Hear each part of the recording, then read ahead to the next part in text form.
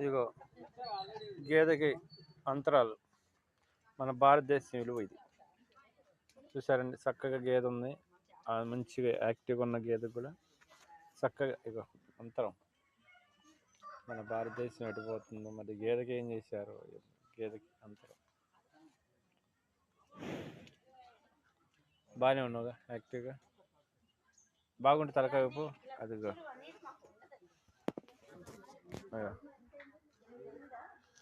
చక్కగా ఇది మంచిగా ఉంది, మంచిగా ఉంది.